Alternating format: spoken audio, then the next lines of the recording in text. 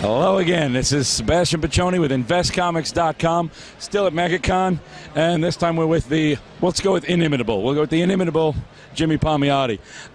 Jimmy, first off, I want to talk about Jonah Hex. Sure. The stories have been awesome. Thank you. And I don't even have the words. I'm out of voice too. I am. End of the show, Sebastian is going to get the whole show. He has. He hasn't been drinking his water. He hasn't.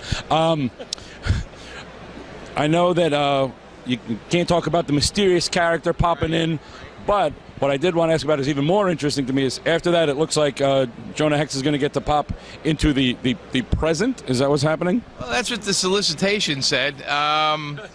I will say that a lot of stuff happens in the next 3 issues that leads up to that, where it actually makes sense with what we're doing. I will say don't believe everything you read. At the same time, I will say that we have some pretty crazy stuff planned. Everyone will be caught short with the next 3 issues that are coming out. They're not gonna expect what we did, and I can't say what it is. Like, you know, they don't let you say, but I will say that if you're a retailer and you have a store, you are severely underordered the book. Also, one of the things that made me think when I read the solicit that they gave, as a kid, the first Jonah Hex I ever read was when it was Hex and he was in the future. Yeah, it was and drawn by Mark Texera, so we used to say it was Tex on Hex, you know. Yeah. And then you just signed some Human Bomb stuff for me. Now you've been doing the wow, I'm blanking on everything right now. The miniseries. Yeah. We've been doing.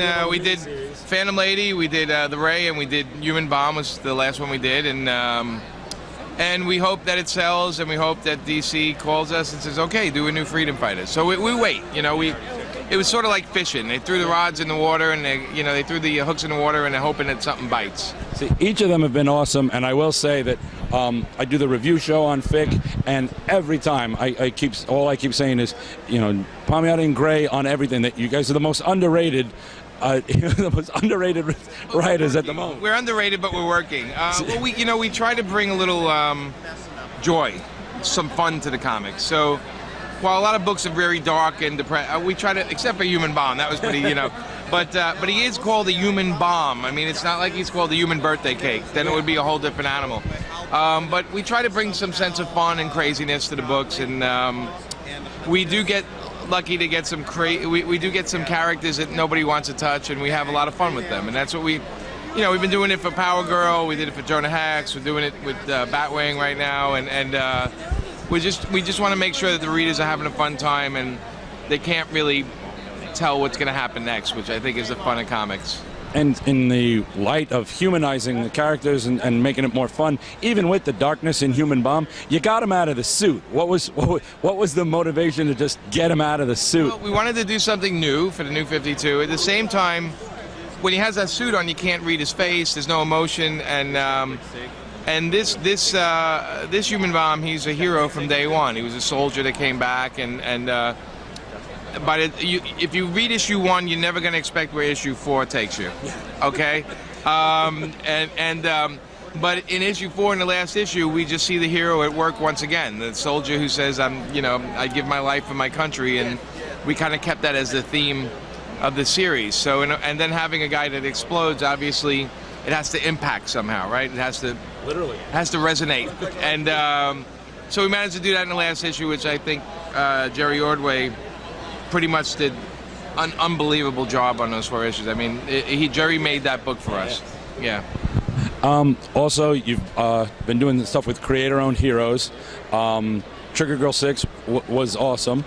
I know that that's a big thing for you, is the idea of being able to, the freedom of doing, being able to do what you want. So how much of a, a pet project, how important was the different stories you did in creator-owned? Well, you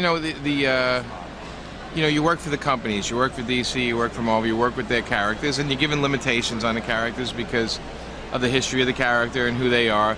But it's really important for us to do new projects because we like the idea of no holds barred kind of, storytelling. A lot of my independent stuff is adult aimed at adults. I happen to like sex and violence in books, and I like crazy themes, and I like genres, you know, that aren't superheroes. I enjoy every kind of other sci-fi, westerns, obviously any of that stuff. So it's always important, I think, to keep these kind of books going while I'm doing my regular work, so I don't lose my mind on some level, you know. And again, you know, I have a lot of ideas, and the only way to get your ideas out is actually to do them. So we don't sit around, we actually hustle and get to work and put them out there.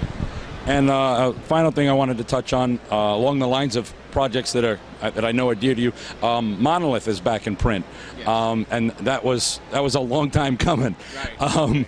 So to finally have that back out and be able to present that to people who hadn't seen it before, you know, how's that? It was exciting because we did get the rights back from DC, and we were able to put it into a trade, you know, larger than it was first printed, a nice hardcover.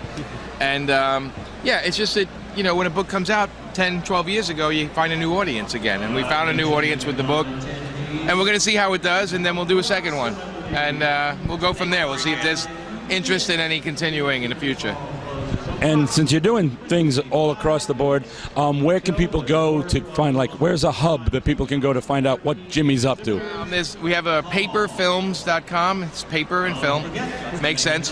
Paperfilms.com is where we have the updates, everything. We have books for sale, and basically you can come there and harass us anytime.